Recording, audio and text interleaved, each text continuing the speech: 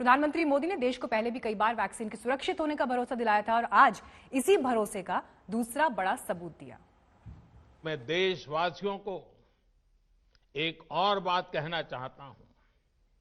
हमारे वैज्ञानिक, हमारे एक्सपर्ट्स जब दोनों मेड इन इंडिया वैक्सीन की सुरक्षा और प्रभाव को लेकर आश्वस्त हुए, तभी उन्होंने इसके उपयोग की अनुमति दी है।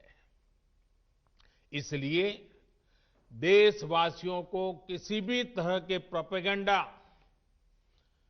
अफवाहें, दुष्प्रचार से बचकर रहना है।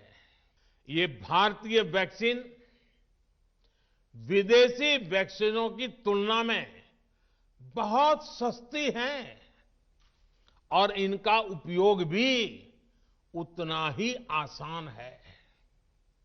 विदेश में तो कुछ वैक्सीन ऐसी हैं जिसकी एक डोज 5,000 रुपया तक में है और जिसे -70 डिग्री तापमान में फ्रीज में रखना होता है। -70 डिग्री। वहीं भारत की वैक्सीन्स ऐसी तकनीक पर बनाई गई हैं जो भारत में बरसों से ट्राइड और टेस्टेड है। प्रधानमंत्री की बात आपने सुनी, लेकिन विपक्षी दलों ने कई बार कोरोना वैक्सीन और इसके असर पर सवाल उठाए और ये तक कहा कि प्रधानमंत्री सबसे पहले खुद वैक्सीन लगवाएं ताकि देश के लोगों का भरोसा हो सके। देखिए इस वैक्सीन पर सियासत किस तरह से चली।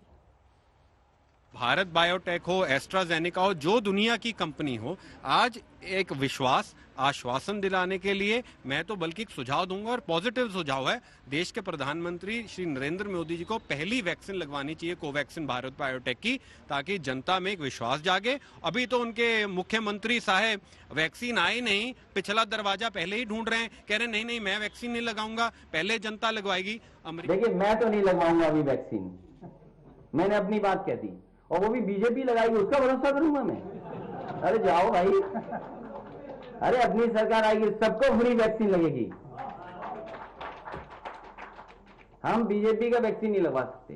कोरोना के टीके, उसके साइड इफेक्ट्स को लेकर कई शंकाएं पैदा होंगी, तो स्वाभाविक तौर से अगर देश के प्रधानमंत्री या दुनिया में मुख्तलिफ देशों के राष्ट्रपति, प्रधानमंत्री और केंद्रीय मंत्री और केंद्रीय स्वास्थ्य मंत्री पहला कोरोना का टीका लगाते हैं, कोरोना वैक्सीन लगवाते हैं, तो इससे पूरे देश में या देश के नागरिकों में एक विश्वास पैदा होता है।